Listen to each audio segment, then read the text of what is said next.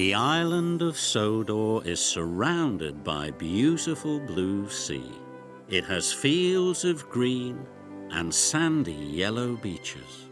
There are rivers, streams and lots of trees where the birds sing.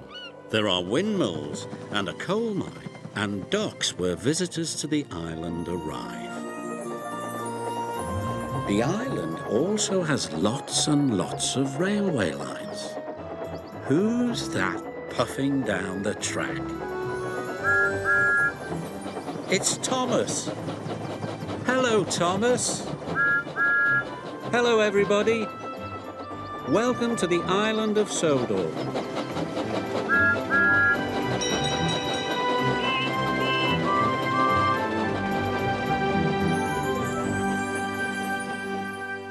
The Fat Controller had a special for Thomas. You're to take two of Miss Jenny's machines to Maithwaite Forest. They're repairing the lightning tree.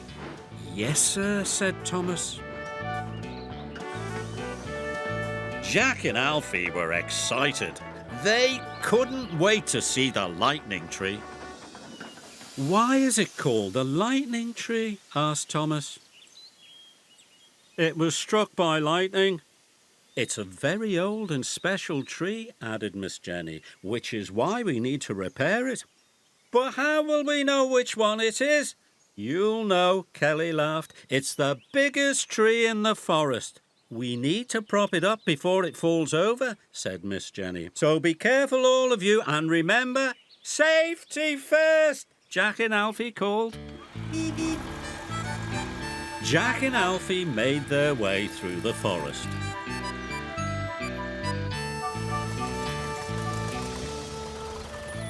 Look, gasped Alfie. The lightning tree, cried Jack. The foreman had inspected the damage. Roots were pulled up. The lightning scar was long and deep. The tree looked like it would soon topple over. Jack and Alfie approached very slowly. They had remembered what Miss Jenny said about being careful. But Max and Monty were racing recklessly through the forest. Look out, cried Alfie. You'll hit the tree, shouted Jack. But it was too late. Max crashed into Monty and Monty crashed into the lightning tree. Who put this here? Grumbled Monty. The tree's falling down, shouted Jack. Not my fault, called Max. We must save it, cried Alfie. Help, Jack! I'm coming, called Jack. Move aside, little fella, said Oliver. Oliver braced his mighty arm against the tree, but the tree was too heavy. Kelly, shouted Jack, we need more help. Before long, Kelly was helping too. The three of them struggled to hold the tree upright. Get the props, called Kelly's operator. Jack raced off to get the props from Thomas. The machines strained to hold up the tree, but they were getting very tired. Soon the prop trolley had been attached to Jack and he was on his way. Thomas hoped Jack would get to the lightning tree in time. Jack went as fast as his wheels would carry him. Alfie pushed and pushed until his arm ached. I don't think I can hold this much longer, groaned Oliver. But Jack raced up just in time.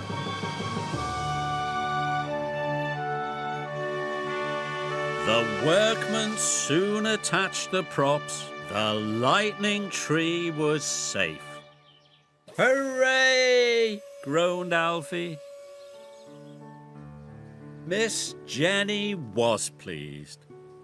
A terrific job, she said. The lightning tree is saved. Kelly, Oliver, Jack and Alfie were proud. But no thanks to you two, she said to Monty and Max. You'll return to the yard immediately. Max and Monty were ashamed. They knew they were in trouble. Later, Thomas was taking Alfie and Jack back to Miss Jenny's. "Look!" cried Alfie. "You can see it from here," called Jack. It was the lightning tree. He was glad it was saved.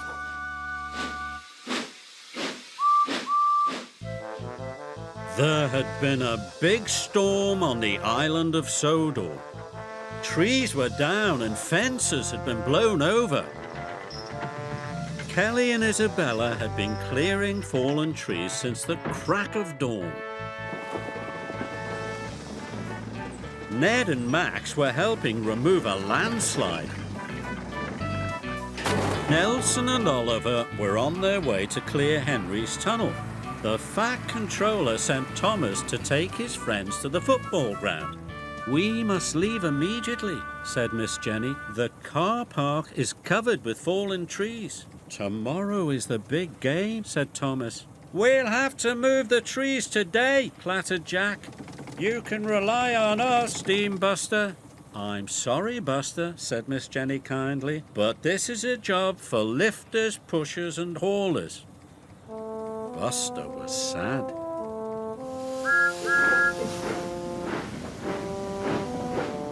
Buster watched as everyone left. "Everyone's got a job but me," he said. Thomas knew his friend Buster was unhappy. Nobody likes to be left out.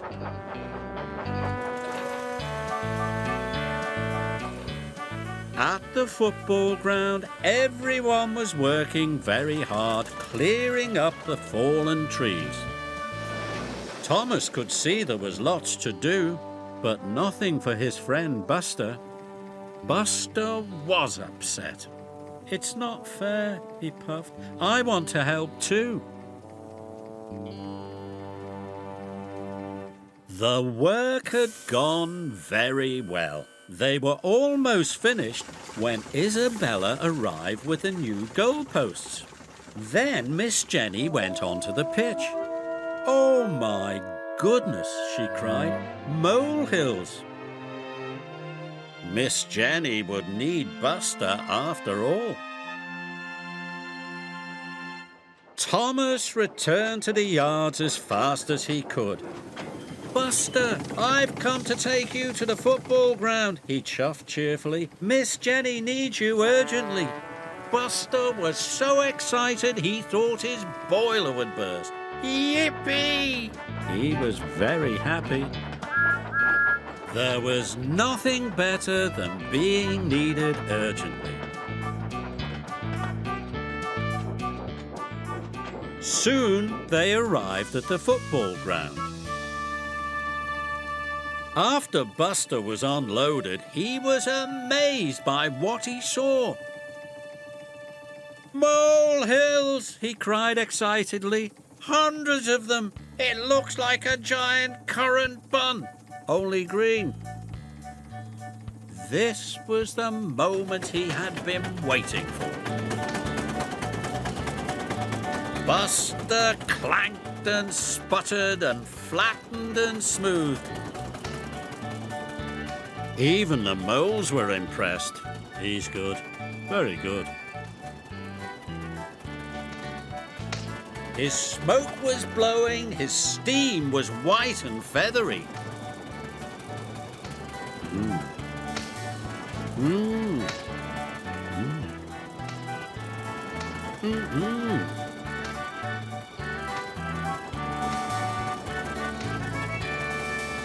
In no time at all, the football pitch was flat again. "Well done," said the coach. "The game can start right on time," said Isabella. Everyone congratulated Buster, but Miss Jenny gave him the nicest praise of all. She told him simply that he'd been really useful. Buster was proud, and all the way home, Thomas could see that Buster was happy. It's a grand thing to be really useful.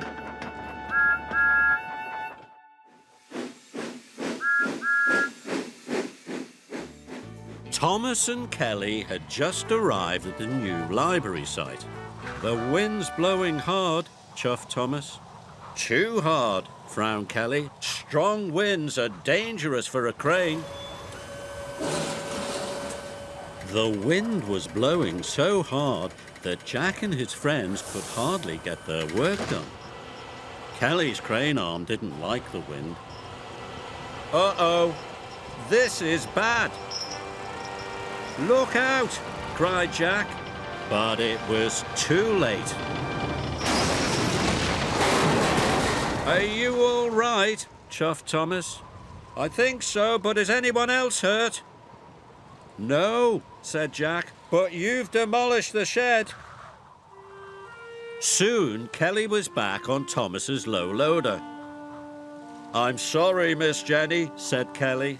"Wasn't your fault, Kelly," said Miss Jenny. "We'll get you back to the yard so those repairmen can look at those wheels." "I'm glad it's only your wheels," said Thomas. "Me too," said Kelly, but he was worried. What if he fell over again and hurt someone?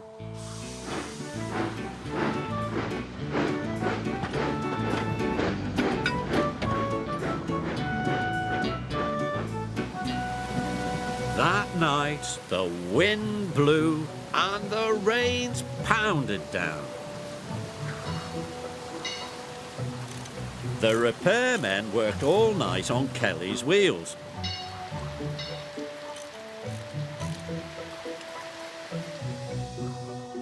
The next morning, the sheds were empty. Everyone had gone to work except Kelly. The rain had stopped, but the wind was still blowing. He was worried. Then Miss Jenny came to the sheds with urgent news. "Isabella has come off the road at the quarry bridge. We must rescue her at once." Kelly was still afraid he might fall over and hurt someone. "Can't you send someone else?" he asked. "Kelly, there is no one else. Isabella's in trouble," said Miss Jenny, "and we must rescue her." Isabella was scared. She didn't like teetering on the edge of the road like a seesaw. Soon, Kelly and Miss Jenny arrived. "Isabella, are you all right?" asked Miss Jenny. "I think so," answered Isabella. Kelly had to remove the piano first. The wind blew and the piano swayed. "Oh dear, be careful." Soon Kelly lowered the piano safely onto the ground. Now he had the hardest job of all, to rescue Isabella. Slowly he started to pull Isabella back onto the road. The wind blew harder. Isabella began to teeter. "Oh!" Kelly was worried. He stopped. "What's wrong?" cried Isabella. "The wind's too strong," said Kelly. "You can do it, Kelly," called Miss Jenny. "You can do it." Kelly knew he couldn't let the wind stop him. He started his winch again. He pulled harder and harder.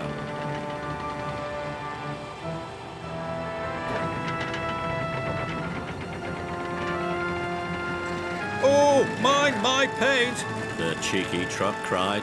Isabella was finally back on the road. "Phew! Well done, Kelly," said Miss Jenny. "Well done." "Thank you, Kelly," said Isabella. At last, Kelly had his courage back. Isabella was on her way again, and Thomas could see that Kelly was happy.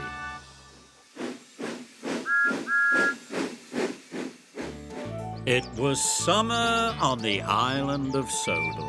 Percy enjoyed working in the sunshine, and he liked being able to say hello to all his friends.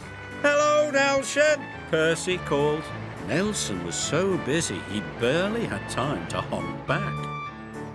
He was carrying machines everywhere, from the yard to the sites, then all the way home. Day after day, Nelson was carrying until his axles ached. Just once, he thought to himself, I'd like to be carried. That night, Nelson had a dream. He dreamt he was sailing through the countryside. The breeze was blowing. He was enjoying himself, and he realized he was being carried. The next morning, Miss Jenny woke him from his dream. Thomas has had an accident at Maythwaite Crossing, said Miss Jenny. The Fat Controller needs you to take him to the repair yard. Nelson hoped his friend Thomas was all right.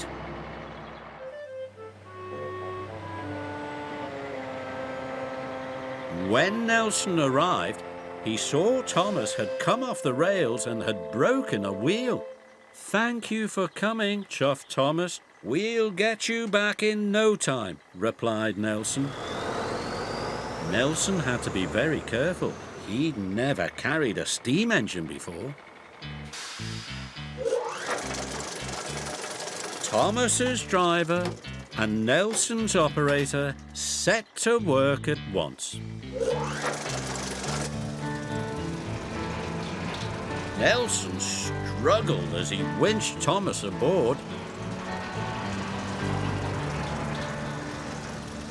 You're heavier than a bulldozer and a steamroller put together, Nelson exclaimed. Thomas was surprised.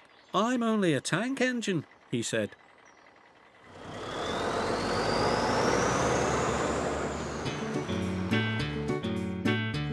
Soon Nelson was on his way, but Thomas was heavy.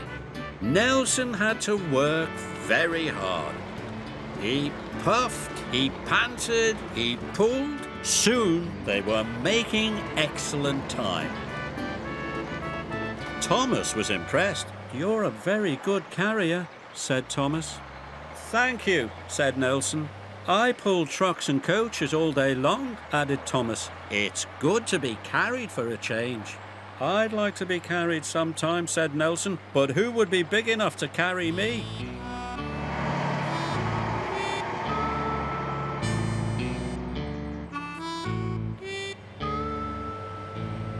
Soon they arrived at the repair yard.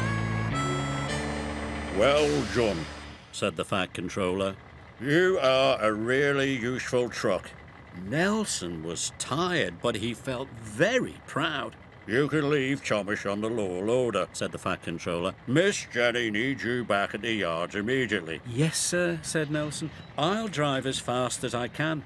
That won't be necessary, said the Fat Controller. I'm taking you, cried Percy. Nelson could not believe what he had heard. Soon Nelson was aboard Percy's low loader, and with a shout of, "Thank you, everyone," they were off. Percy was giving Nelson a splendid ride. It was as magical as he had dreamed. All Nelson had to do was look and listen as the beautiful Sodor countryside rolled peacefully by. It's an excellent day, said Nelson cheerfully. Percy was happy. His friend was enjoying himself.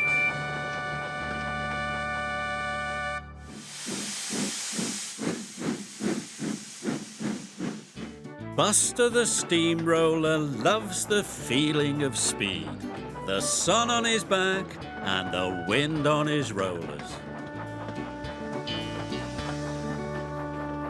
Don't fall asleep, chuffed Thomas.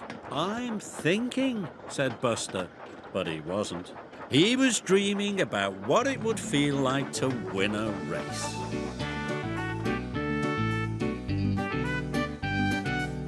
Thomas had brought Buster to the Sodor racetrack, where his friends were working.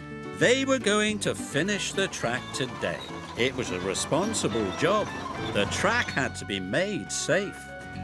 Buster flattened the track around the final bend. He was still dreaming about winning a race. And the winner is Buster, the fastest steamroller in the world. Vroom, vroom, Buster cried. You think you're fast, teased Monty.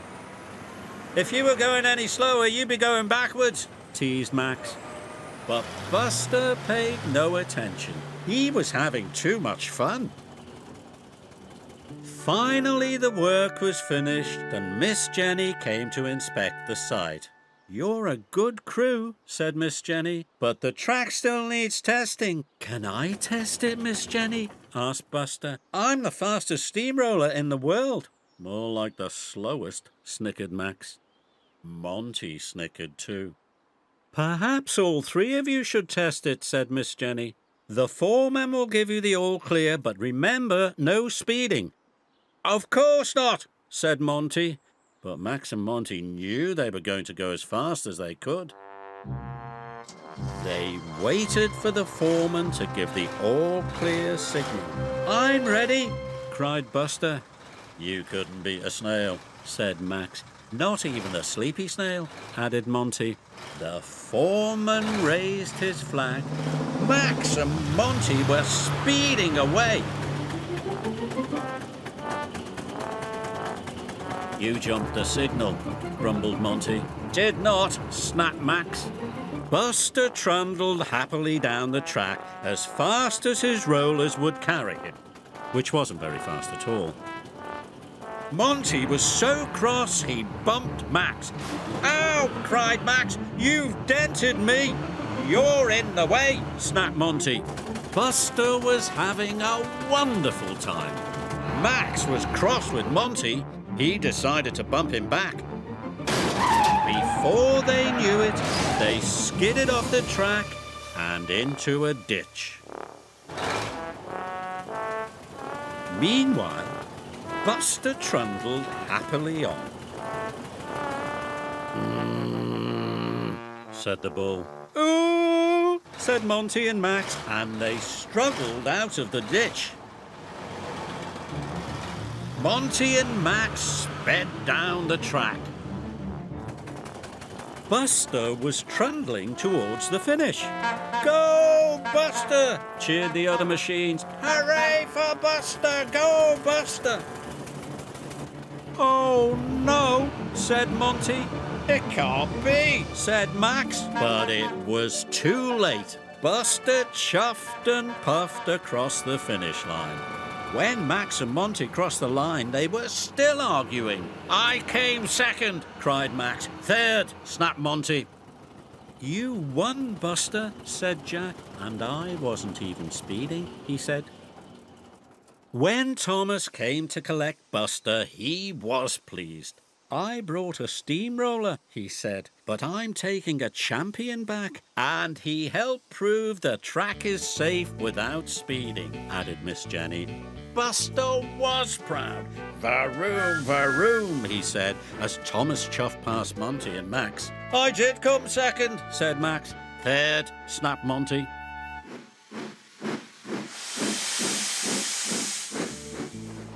Thomas was taking his friend Ned to the old brickworks.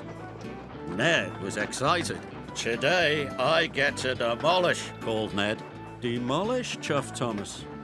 Knock buildings down, cried Ned cheerfully. Thomas thought it strange that his friends were always excited about knocking buildings down.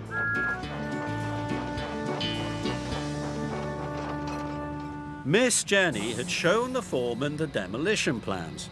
It's time to go to work, she said. And remember, safety first, cried Ned and Oliver. Oh boy, said Ned. I can't wait to knock this building down. Oh my, Ned, you're not here to demolish, rattled Oliver. You're supposed to scoop up the rubble. Ned was disappointed.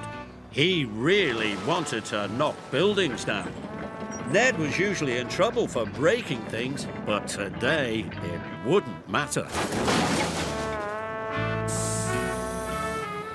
Soon Oliver was fitted with a wrecking ball. "Knock this wall down first," the foreman called. "Stand back if you please," called Oliver.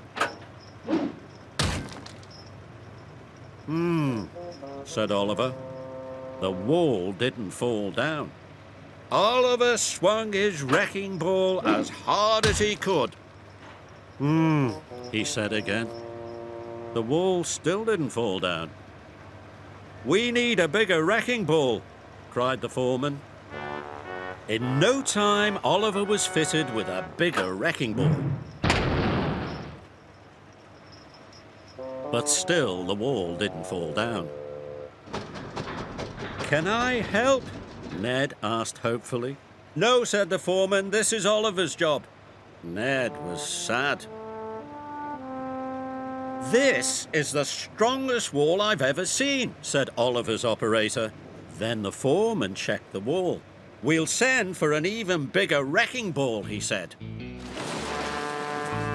Ned had gone back to loading rubble into Thomas's trucks, but his heart wasn't in it. "Ned," shouted Thomas, "the rubble goes in the trucks." "Sorry," said Ned. He was dreaming of knocking buildings down. Finally, Oliver was fitted with the biggest wrecking ball he had ever lifted. He aimed very carefully and he swung with all his might. But the wall didn't fall down. "Oh, bother," said Oliver. "This building will never come down," groaned his operator. Ned was still dreaming of knocking buildings down and wasn't watching where he was going. "Look out!" cried his operator. But it was too late. The chimney rocked, the bricks crumbled, the workmen and the foreman took cover.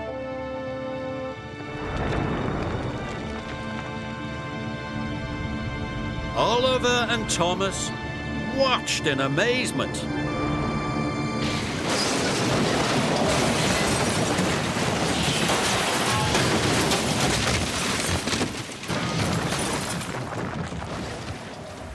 "Oops," said Ned.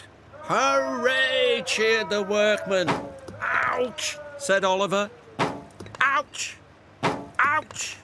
Ouch!"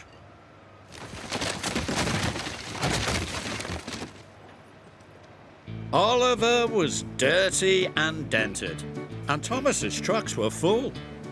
"Bust my buffers!" cried Thomas. "I'm loaded." "I did it! I did it!" cried Ned proudly. "Smashed to smithereens!" he steamed. "Do you want me to break anything else?" "Ow!" "No!" sighed Oliver. "I think you've done enough for one day."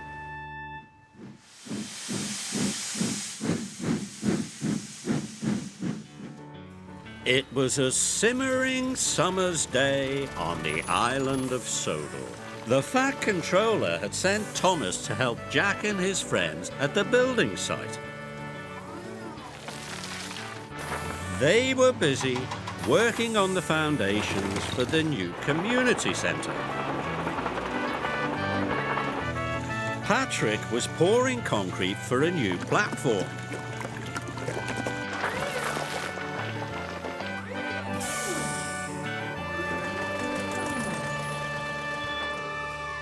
"Roasting radiators, it's hot," panted Jack. "Makes my boiler ache," said Thomas. "Out of the way, young uns," teased Patrick. "Someone important is coming through." "What makes you so important?" huffed Jack. "Concrete," rattled Patrick. "We're important too," said Alfie. "But I'm the most important," said Patrick. "He's a bit cheeky," said Thomas as he chuffed away. But Alfie and Jack were curious. Who was most important? Jack couldn't wait to ask Byron. "Is Patrick the most important?" asked Jack. Nonsense, said Byron. Patrick can't pour his mushy concrete until I level the site. That makes me the most important. Alfie made a beeline for Oliver. Slow down, purred Oliver. What's got you racing around in this heat? Patrick said he was the most important, panted Alfie. Is that true? Oh my, no, rattled Oliver politely. Digging the foundations is the most important, and that's what I do.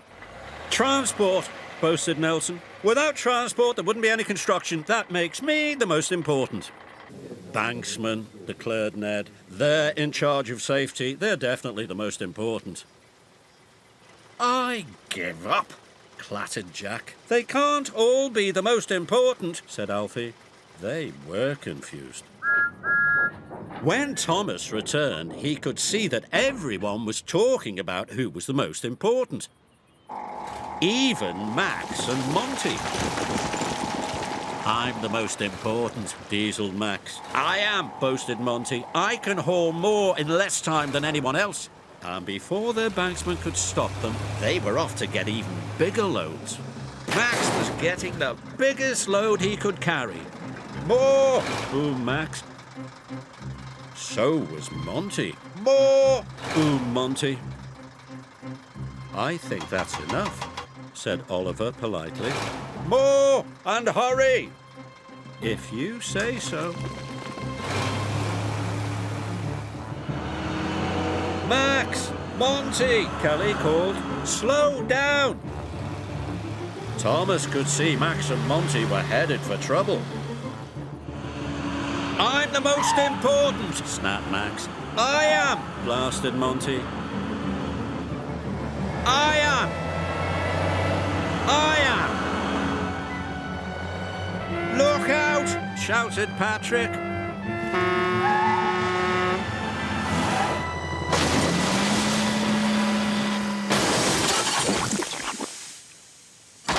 Oh! Flatten my fenders, shouted Monty. Not my fault, called Max. My beautiful concrete, moaned Patrick. My beautiful blue paint, moaned Thomas. Miss Jenny was cross when she heard the news. I'm very disappointed in you two, she said to Max and Monty. You've caused a lot of trouble, and look at poor Thomas. We were only trying to show who's the most important, groaned Max. You're all part of a team, said Miss Jenny. There's no such thing as most important. Not even Patrick, clattered Jack. Patrick, scolded Miss Jenny, were you bragging about concrete again? I might have said something.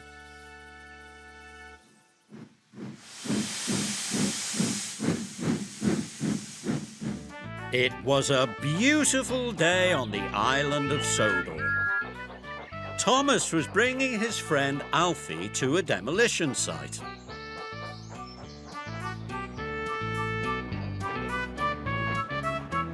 Hello, Thomas, rattled Jack.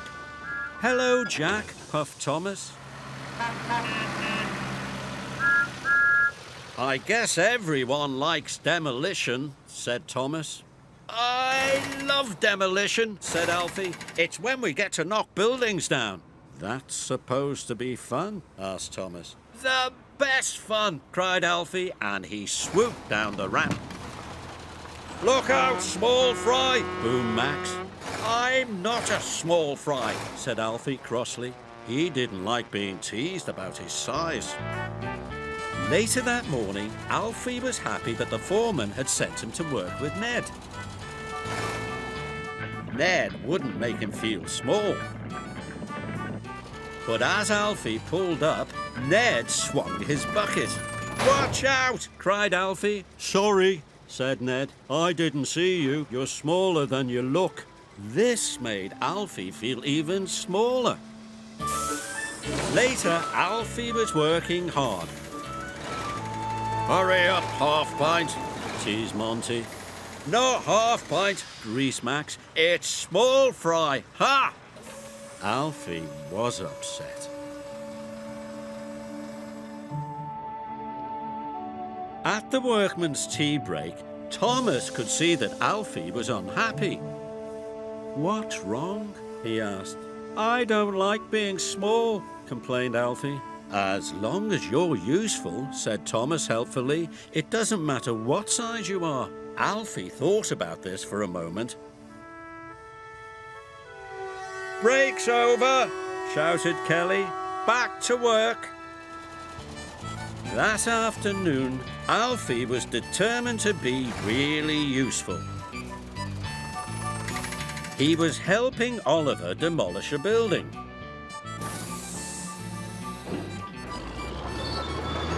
Oliver's giant scissor claw grabbed the top of the wall.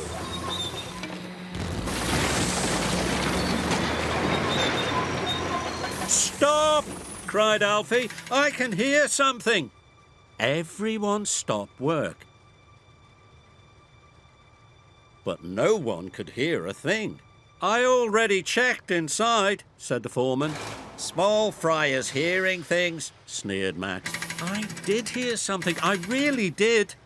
The foreman looked inside again, and he was surprised. There's a mother cat in here, and she's got kittens. We must rescue them, said Alfie. The building isn't safe, said the foreman. I can't send my men in there. I'll go, said Alfie bravely. I'm small enough to fit in. In no time, Alfie wriggled inside. The building creaked and plaster flew. Alfie held up his scoop for the cat and the kittens to jump in. Here, kitty, kitty, Alfie coaxed. But the cat and the kittens didn't move. Suddenly, the upper wall started to crumble. Hurry, kitty, kitty, Alfie cried. But it was too late. Quick as a wink, Alfie covered the cat and her kittens with his scoop. And just in time. Phew. The cat and the kittens were safe. Well done, said Miss Jenny. It's a fine family of kittens. I couldn't have rescued them if I'd been any bigger, said Alfie. You may be small, said Kelly, but you've got a big heart. And a really useful scoop, said Thomas. Alfie was proud, and he never complained about being small again.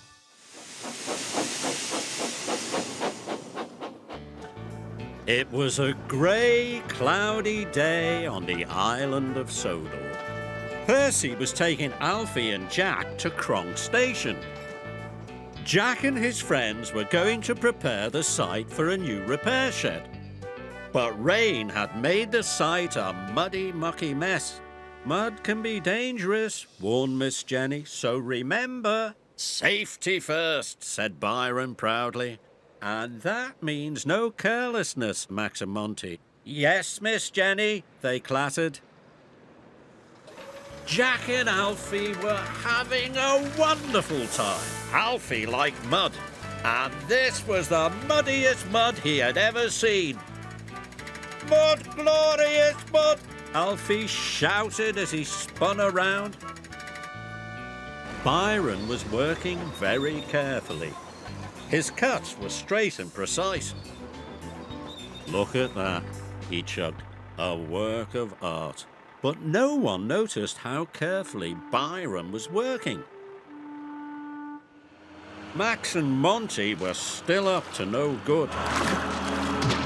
Push my buffers, cried Percy. What do you think of my trench, Oliver? Byron asked proudly. But Oliver didn't answer. He was too busy trying not to sink in the mud. Oh! Byron was upset. He wanted someone, anyone, to say, well done. Max and Monty were still up to no good. Ready, go! Watch out, shouted Alfie. But it was too late. Max broke the water supply pipe. Water gushed everywhere. Suddenly, Alfie was sinking into a muddy hole. Help! He cried. I'll get him, clattered Jack. No, shouted the foreman. You'll get stuck too. A workman shut off the water, but there was no way Alfie could get himself out. "Byron," Miss Jenny cried, "can you help Alfie?" "I'm coming, Alfie," he shouted. Byron could see Alfie was sinking in the mud. "Grab my blade," called Byron. Alfie reached out. "I can't reach it," he cried. "Careful, Byron," shouted Miss Jenny. "Careful, you'll sink too." But Byron inched closer and closer and closer. Miss Jenny was worried.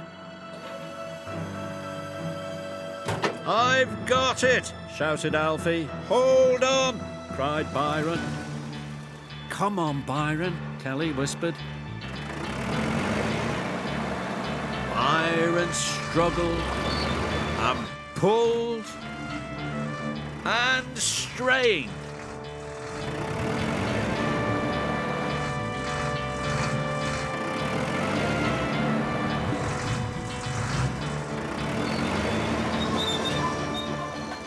At last, Byron pulled Alfie to safety.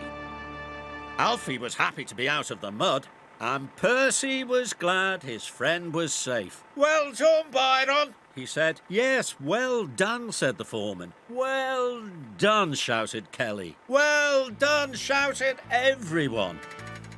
Byron was proud. He had more well dones than he knew what to do with. That night at the yards, Miss Jenny had stern words for Max and Monty. "You'll be spending the next 3 days in your sheds," she said, "and you should be ashamed of yourselves. You could have seriously hurt someone with your carelessness." "We're sorry, Miss Jenny," said Monty and Max, and they truly were. It was a beautiful day on the island of Sodor. Thomas was taking the Fat Controller to the new school building site. The Fat Controller had given the land for the school.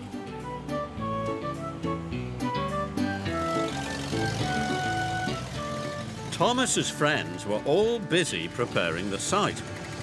"A school is the proper use for this land," the Fat Controller said proudly. "Let me show you the football field," said Miss Jenny. Buster was having a wonderful time rolling the earth flat. "It'll be a grand football field," said Miss Jenny. "Grand," said the Fat Controller.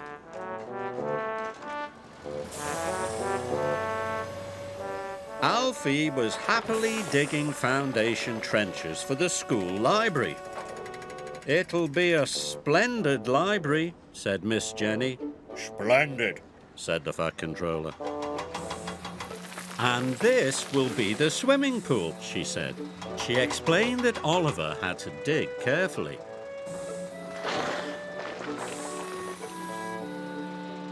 "Obviously, a swimming pool must have very straight sides," she said. "Obviously," said the Fat Controller. He was impressed. Soon his visit was over and he was on his way home.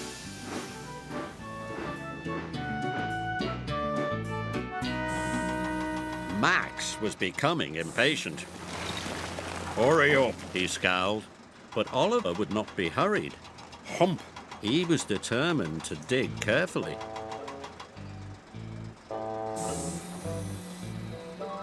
Suddenly, his bucket hit something hard. He slowly scraped away the air. "Hurry up there!" roared Max. "But I found something," cried Oliver. "Look!" "Rubbish!" snipped Max. "It might be important," said Oliver's operator. "I'll call Miss Jenny," said the foreman. And Miss Jenny called the Fat Controller. And the Fat Controller called the experts. "Amazing," said the expert with the red moustache. "This is a dinosaur bone." "A dinosaur bone," said Ned. Dinosaurs were animals that lived a long time ago, said Miss Jenny. Their bones are all that's left. Well, Oliver, said the expert with the fuzzy beard,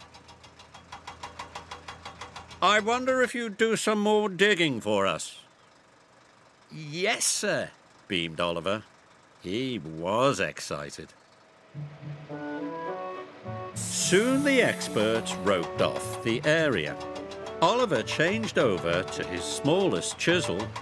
This job called for delicate digging.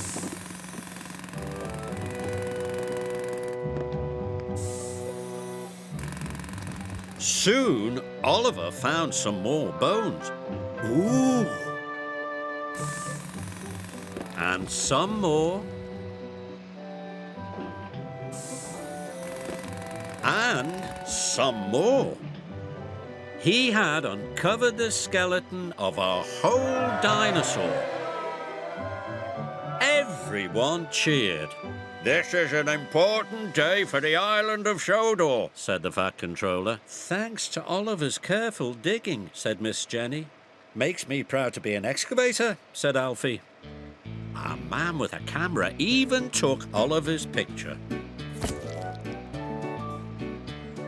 The next morning, Thomas brought the Fat Controller to the yard. It seems we have a celebrity here, he said. It's Oliver, said Ned.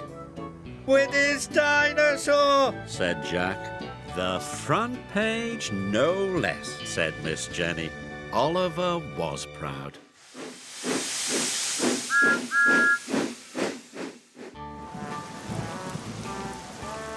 It was a rainy, muddy day on the island of Sodor. Thomas was glad he didn't have to work in the mud like Miss Jenny's machines.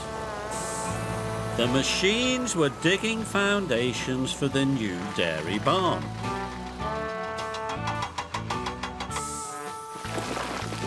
Isabella was driving very carefully. She didn't want to get dirty. Isabella never wants to get dirty. Hurry up, rattled Alfie. You always take the long way round. I take the clean way round, puffed Isabella. Suddenly, Alfie's engine spluttered. Help! He cried. I'm out of diesel. The rest of the machines were running out of fuel too. Jack spluttered and stopped. I can't even bounce my bucket, he said. Without more diesel, we'll never finish this job on time, said Miss Jenny. The foreman had bad news. The fuel truck's broken down, he said. It can't bring the diesel. I'll call the Fat Controller, said Miss Jenny. We need to get some diesel fuel to Miss Jenny, said the Fat Controller. Thomas, I want you to leave for Kronk Station immediately. Yes, sir, chuffed Thomas. It's a good thing you steamers don't use diesel, said Miss Jenny. Isabella, I'm sending you to meet Thomas. Off with you, and be careful. Isabella gritted her gears and steamed off for Kronk Station. She was hoping she wouldn't get too dirty.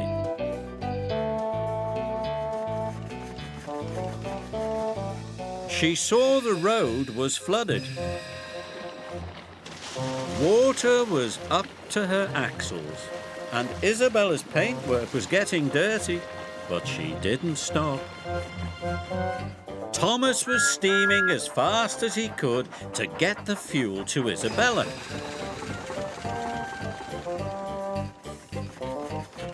Suddenly, Isabella saw a policeman. Stop, he said. There's been a mudslide. The road is blocked.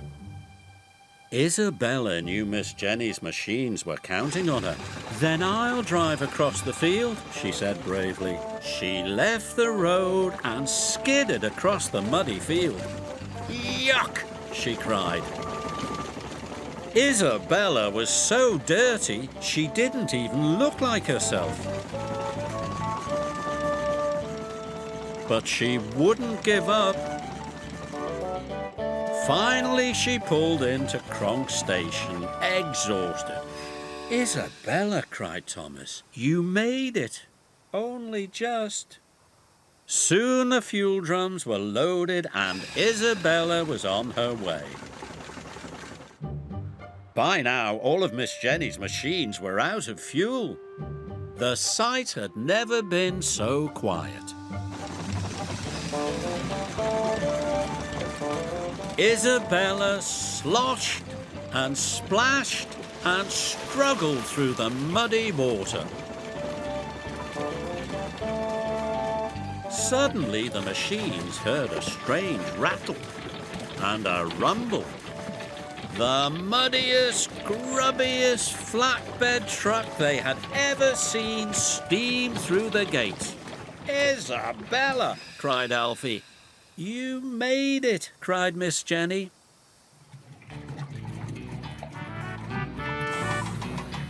Soon the machines were full of fuel and happily back at work. "You've been really useful," beamed Miss Jenny. "A job well done." "I knew she'd do it." "You should be proud of yourself."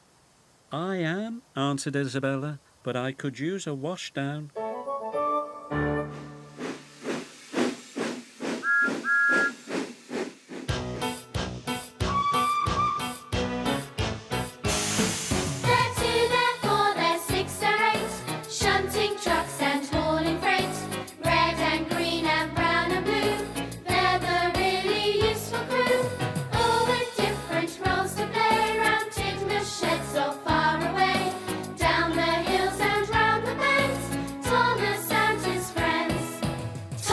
He's the cheeky one. James. His vain but lots of fun. Percy. Pulls the mail on time. Gordon. Thunders down the line. Emily. Really knows her stuff. Henry. Toots and huffs and puffs. Edward. Wants to help and share.